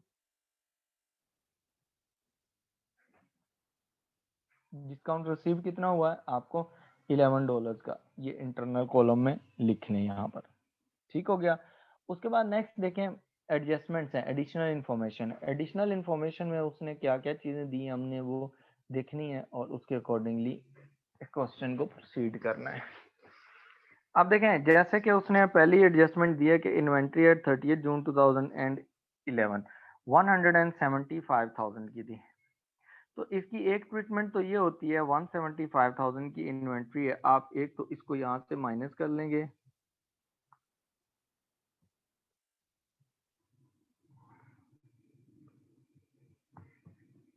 Closing stock कितना है? 175, यहाँ से माइनस हो जाएगा इन कॉस्ट ऑफ सेल्स में से इनकम स्टेटमेंट में, और स्टेटमेंट ऑफ फाइनेंशियल पोजीशन में इसका दूसरा इम्पैक्ट होगा। वो दूसरा इम्पैक्ट क्या होगा स्टेटमेंट ऑफ फाइनेंशियल पोजीशन में? कि आपके पास 175,000 की जाके करंट एसेट में शो हो जाएगी। Closing inventory 175,000। ठीक हो गया। उसके बाद नेक्स्ट देखें, उसने कहा debenture interest for the half of the year to 30 June 2004 going. कहता है हाफ ईयर का जो आपका बनता है ना इंटरेस्ट डिबेंचर्स पे वो ड्यू है, तो वो ऑलरेडी हम उसकी कैलकुलेशन यहाँ पर कर चुके हैं। फाइनेंस कॉस्ट और करंट लायबिलिटीज में हमने इंटरेस्ट एक्रूड ऑलरेडी निकाल दी है। ठीक है, इसमें से अगर इंफॉर्मेशन ना भी हमें ये गिवन होती फिर भी हमने ऑलरेडी निकाल लिया था। उसके बाद है आपकी डेप्रिसिएशन। उसने कहा प्रीमिसेस को आपने 2% के हिसाब से डेप्रिशिएट करना है। ठीक है, और depreciation of equipment 30% reducing balance method. अब देखें प्रीमिसेस जो हैं उनकी डेप्रिसिएशन निकालनी है, तो डेप्रिसिएशन की वर्किंग क्या होगी, आपने वर्किंग्स में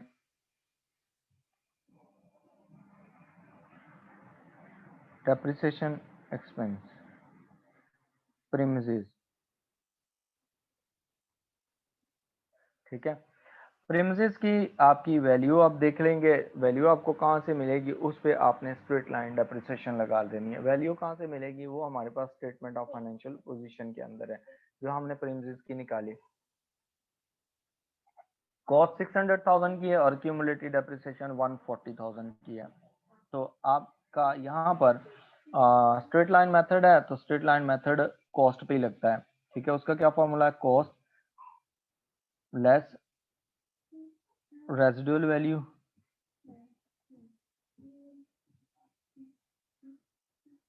मल्टीप्लाई बाय डेप्रिसिएशन रेट। जब रेट गिवन हो तो otherwise number of years useful life से नंबर ऑफ ईयर्स से डिवाइड कर देना है।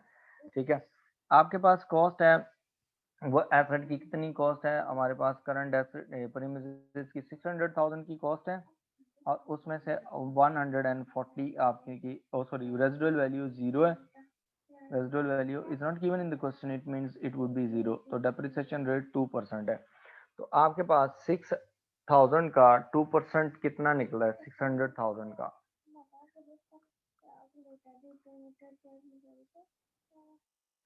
इसका 2% निकालें तो 2% बनता है 12। 600 का 2% इट बिकम्स 12। अब ये 12 का क्या करेंगे इसकी ट्रीटमेंट, ये पहले भी हमने पढ़ी थी कि आपने जो आपके पास प्रीमिसेस हैं उसकी वैल्यू में से इसको माइनस कर लें, उसकी वैल्यू में से आपने 12 माइनस कर लेना है और यहाँ पर जो एक्सपेंसेस हैं इनमें डेप्रिसिएशन में जाके इसको लिख लेना ब्रैकेट में 12 ये हो गए। ठीक हो गया। उसके बाद सेकंड है, उसने कहा रिड्यूसिंग बैलेंस मेथड लगाएं इक्विपमेंट पे। तो इक्विपमेंट पे रिड्यूसिंग बैलेंस मेथड जो लगता है ना, उसके लिए जो फॉर्मूला होता है वो फॉर्मूला क्या होता है, वो फॉर्मूला ये होता है कि cost minus provision for depreciation multiply by rate. ठीक हो गया। आपके पास जो एसेट है वो है इक्विपमेंट। इक्विपमेंट की कॉस्ट 220 की है और 70 की उसकी प्रोविजन पहले से हो चुकी है। 220 माइनस 70 उसमें से निकाल दें और रेट अप्लाई हो रहा है 30%। रेट कितना अप्लाई हो रहा है, 30%। अब देखें रिड्यूसिंग बैलेंस मेथड में इक्विपमेंट की कितनी कॉस्ट निकलती है, डेप्रिसिएशन 220 माइनस 70 150 आ जाएगा और उसका आपने 30% पे करना है, डेप्रिसिएशन निकालनी है। तो ये हमारे पास डेप्रिसिएशन आती है 45 की। ठीक है, 45। अब ये जो 45 है आप क्या करेंगे, स्टेटमेंट ऑफ फाइनेंशियल पोजीशन में इक्विपमेंट की वैल्यू में से 45 माइनस कर लेंगे और आपके पास यहाँ पर एक्सपेंसेस में ऑपरेटिंग एक्सपेंसेस में ये आके ऐड हो जाएगी। कितनी वैल्यू है यहाँ पर इसकी जो निकाली हमने 45 डेप्रिसिएशन।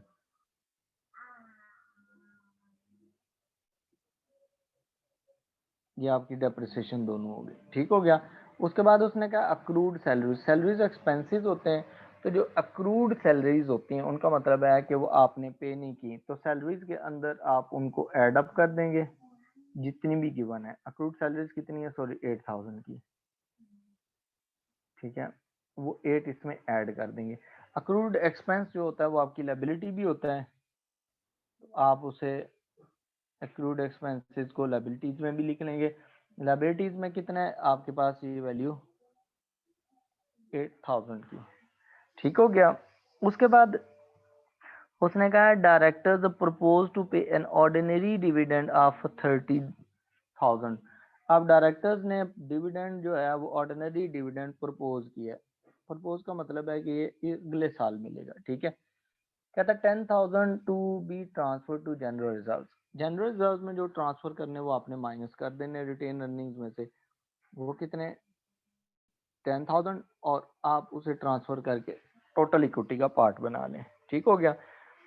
ये आपकी एडजस्टमेंट जो है वो होगी सारी पूरी, ठीक है। अब आपने क्या करना है, ये सारी एडजस्टमेंट्स करने के बाद ना क्वेश्चन को करना है क्लोज। अब क्वेश्चन क्लोज कैसे करेंगे, फर्स्ट ऑफ ऑल आपने क्या करना है कि आपने इनकम स्टेटमेंट को क्लोज करना है। आप देखें इनकम स्टेटमेंट में आपके नेट सेल्स हैं, तो नेट सेल्स आपकी कितनी है, नेट सेल्स आपकी हैं 690 की, ये आपकी यहाँ चली जाएंगी because there are no returns, ठीक है, सेल्स रिटर्न्स। अब आपने कॉस्ट ऑफ सेल्स निकालनी है, तो जो कॉस्ट ऑफ सेल्स निकलती है, कॉस्ट ऑफ सेल्स देखें आपके पास 155 की ओपनिंग इन्वेंट्री, 380 की आपने परचेजेस की, और माइनस 175 आपके पास रह गए, तो 360 की आपके पास आती हैं यहाँ पर cost of sales. Cost of sales को आप इसमें से सेल्स में से माइनस कर लेंगे, सेल्स नेट सेल्स 690 माइनस उसमें से 360, टोटल आपका बच गया, जो ग्रॉस प्रॉफिट बचता है वो बचता है 330 का। जो आपकी अदर इनकम्स हैं उसमें सिर्फ और सिर्फ एक डिस्काउंट रिसीव्ड है, और सॉरी इसमें एक प्रोविजन वाली एडजस्टमेंट अभी हम छोड़ के आए थे, वो भी हमने नहीं की, वो कर लें, शायद वो इंक्रीज डिक्रीज निकल आए। प्रोविजन फॉर डाउटफुल डेट्स,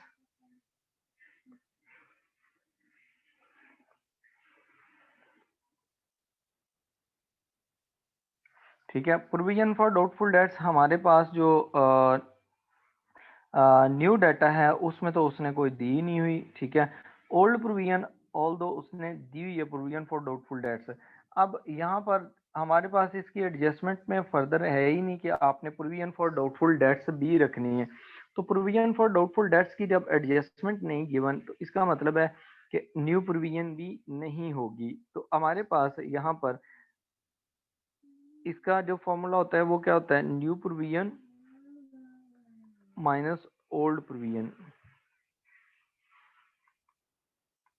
ठीक है। न्यू प्रोविजन 0 है, ओल्ड प्रोविजन हमारे पास कितनी थी, ओल्ड प्रोविजन यहाँ क्वेश्चन में गिवन थी प्रोविजन फॉर डाउटफुल डेट्स के नाम से, वो है आपके पास $10, जिसपे हमने स्टार भी लगाया था, माइनस $10। तो हमारे पास जो प्रोविजन है वो क्या हो गई, $10 से $10,000 से डिक्रीज हो गई। तो डिक्रीज इन प्रोविजन क्या होता है, वो हमारे पास अदर इनकम होती है, ठीक है। तो हम इसको भी इधर लिख लेंगे, अदर इनकम्स में डिक्रीज इन प्रोविजन,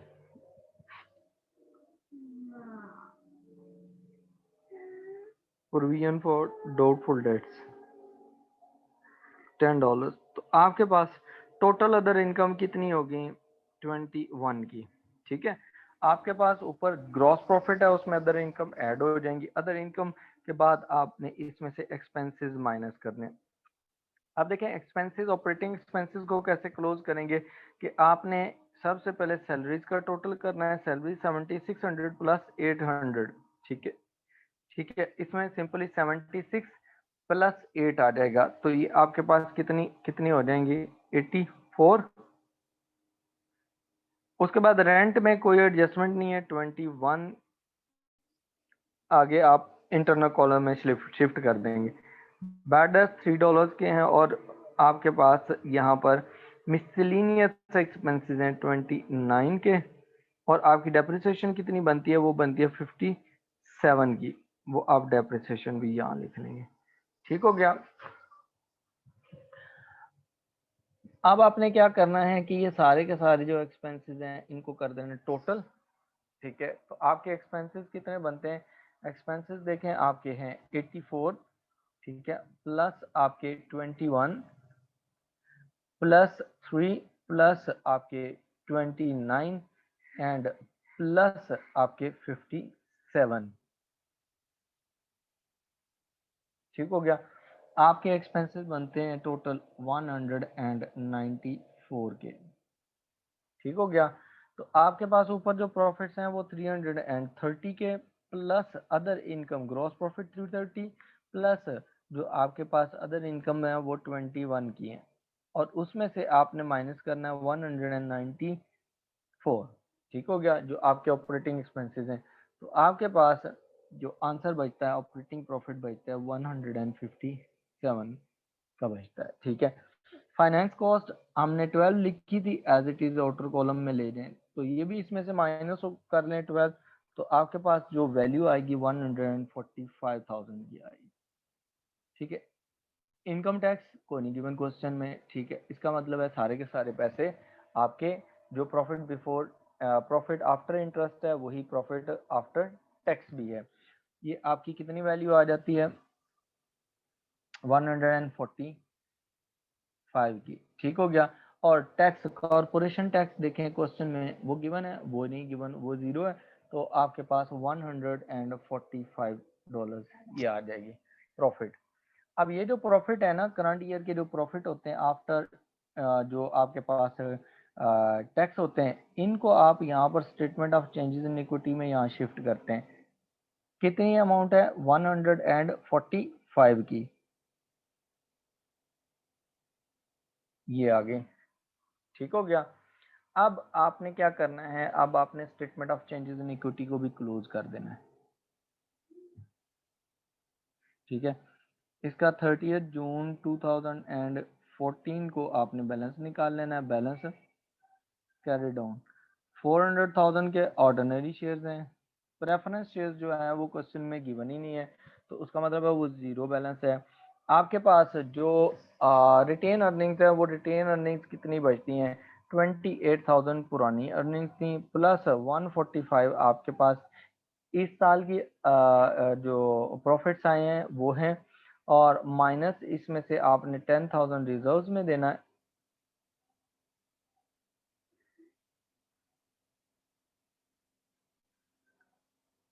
ठीक है, 10 उसमें से रिजर्व में चला गया, और डिविडेंड जो है वो प्रेफरेंस डिविडेंड। देखें, प्रेफरेंस शेयर्स आपने कोई इशू किए हैं, प्रेफरेंस शेयर्स आपने इशू ही नहीं किए, तो इसलिए प्रेफरेंस डिविडेंड भी नहीं होगा, वो जीरो है। ठीक है।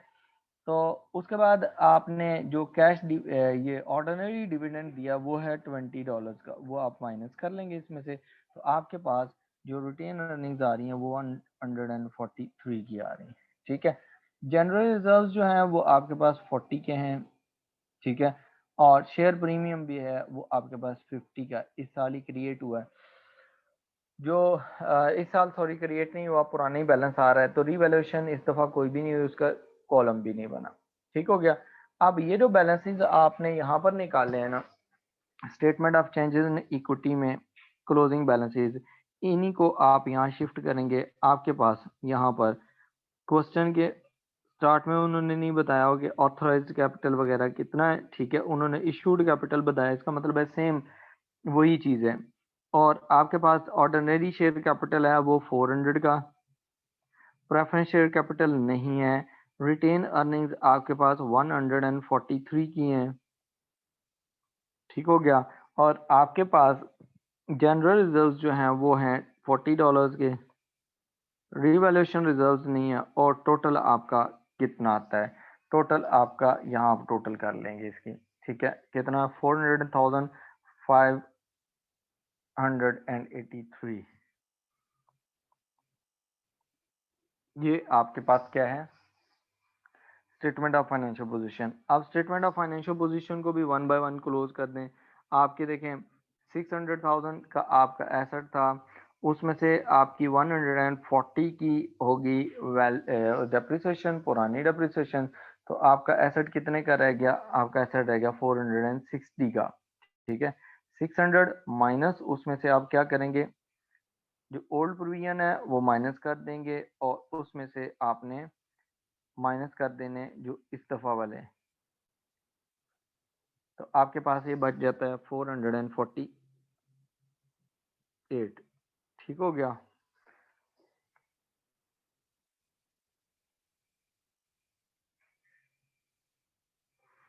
मुर्तज़ा नवीद, मैंने आपको बताया था कि 2006 में जो क्वेश्चन नंबर 20.1 है, 6 में प्रपोज हुआ था डिविडेंड, और जब पेमेंट होती है वो अगले साल में होती है, ठीक है, ऑर्डिनरी डिविडेंड की, इसलिए वहाँ पेमेंट हमने नहीं लिखा statement of changes in equity में।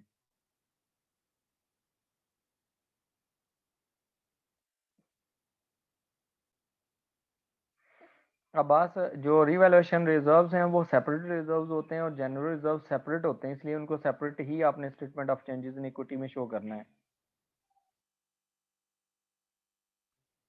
मुस्कान, लाइबिलिटीज कहाँ आनी है आपने जनरल रिजर्व में?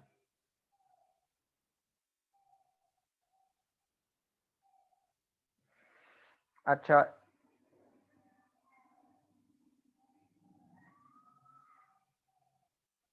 जनरल रिजर्व में $10 हम शिफ्ट कर देते हैं। अच्छा ठीक है, थैंक यू मुस्कान, ये आपने बता दिया। तो हमारे पास ये रिवैल्यूएशन रिजर्व जो 50 के हो जाएंगे, जनरल रिजर्व जो है वो हमारे पास कितने होंगे, $50 के हो जाएंगे। ठीक हो गया, ऐड हो जाएंगे, उसमें से डिडक्ट हो जाएंगे हमारे पास रिटेन अर्निंग्स में से, और जनरल रिजर्व में ऐड हो जाएंगे। ठीक हो गया। अब यहाँ देखें तो जनरल रिजर्व की वैल्यू यहाँ पर भी हम 50 ही कर देते हैं। चलें, ठीक हो गया। उसके बाद आपके पास और क्या क्वेश्चन है, वो मैंने कर दिया है। जनरल रिजर्व 50 हो गए हैं, मैंने कर दिया है मुस्कान इसको, ठीक।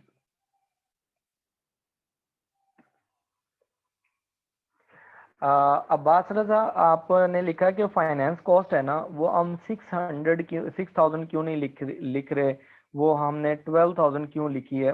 उसकी वजह ये है कि देखें, जो इनकम स्टेटमेंट बनती है उसमें आप हमेशा याद रखिएगा कि हम ये नहीं करते कि हमने कैश जो पे की है सिर्फ वही लिखें। जो हमारा पूरे साल का एक्सपेंस होता है ना, ठीक है, वो हम लिखते हैं। तो हमारे पास डिबेंचर्स जो थे उस पे जो इंटरेस्ट बनता था वो 12,000 पूरे साल का बनता है, तो हम उसको उसके मुताबिक ही इनकम स्टेटमेंट में ट्रांसफर कर देंगे। तो जो रिमेनिंग जो हमने पे नहीं किया उसको लायबिलिटी में शो करेंगे।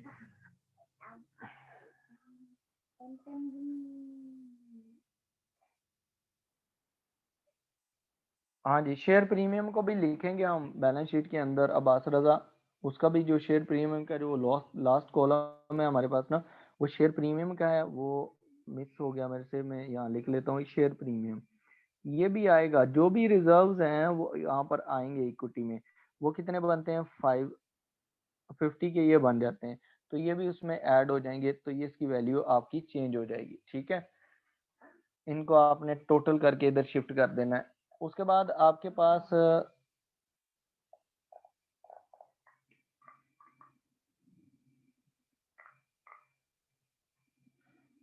सैयद मोहम्मद आदि, हाँ वो मैंने करेक्शन कर ली है, शेयर प्रीमियम भी आ जाएंगे मुर्तजा।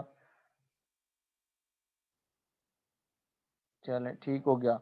अच्छा, यहाँ तक क्लियर है। अब आपने इसको क्लोज कर लेना है, स्टेटमेंट ऑफ फाइनेंशियल पोजीशन को, ठीक है। एसेट्स का टोटल कर लेना है। इसी तरह आपने जो इक्विटी और कैपिटल है, आपने यहाँ पर टोटल एसेट्स कैलकुलेट कर लेने हैं। Current and non current assets, total assets आ जाएंगे, और यहाँ पर आपने टोटल इक्विटी एंड लाइबिलिटीज, इनका टोटल कर लेना है। ठीक है, यहाँ पर एक्सटर्नल कॉलम में, तो ये आपके पास क्वेश्चन क्लोज हो जाएगा। अभी देखें, हमारे पास जो इक्विपमेंट है वो 220 के थे, उसमें से 70 की आपकी डेप्रिसिएशन होगी, प्लस आपकी डेप्रिसिएशन न्यू डेप्रिसिएशन है 45 की होगी, तो आपके एसेट की वैल्यू जो है वो 105 की आ गई।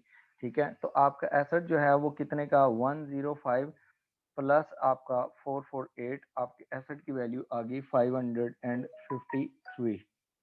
ठीक हो गया, ये आ गया। उसके बाद करंट एसेट्स में से आपके ट्रेड रिसीवेबल 240 के हैं। ठीक है, न्यू प्रोविजन थी नहीं, कोई बैड डेट्स थे नहीं, हमने इसमें से डिडक्ट ही नहीं किए। ठीक है, और 175 की आपकी इन्वेंट्री है, इन दोनों को आप यहाँ लिख लेंगे। ठीक है, तो आपके पास आपकी 240 प्लस 175, ये आ गया 400 एंड 15 आपके पास आ गया करंट एसेट्स का। ठीक हो गया। आपने इसी तरह टोटल एसेट्स कैलकुलेट कर लेने यहाँ पर, ठीक है। इक्विटी का टोटल यहाँ पर आपने कर लेना है, आपके नॉन करंट लायबिलिटीज का टोटल भी यहाँ आएगा, और आपकी जो करंट लायबिलिटीज हैं उनका भी टोटल यहाँ आएगा, और ये आपने टोटल कर लेना, ये दोनों इक्वल होने चाहिए। ठीक हो गया, क्लियर है। अभी आपका जो होमवर्क है वो मैं अभी आपने जो क्वेश्चन नेक्स्ट क्वेश्चन हैं वो सारे आपने अब करने, ठीक है।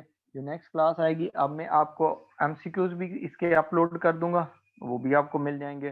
तो इंशाल्लाह आपके लिए ये अब कोई मसला नहीं होगा, लेकिन ये क्वेश्चन लाजमी करने सारे, जो नहीं है चीज आएगी वो आपने मुझसे पूछना है।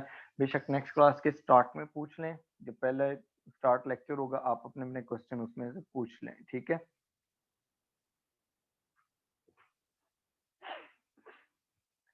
अब्बास रजा, जो डिक्रीज इन प्रोविजन जो होती है ना फॉर डाउटफुल डेट्स, इनकी स्टेटमेंट ऑफ फाइनेंशियल पोजीशन यानी कि बैलेंस शीट में कोई ट्रीटमेंट नहीं होती।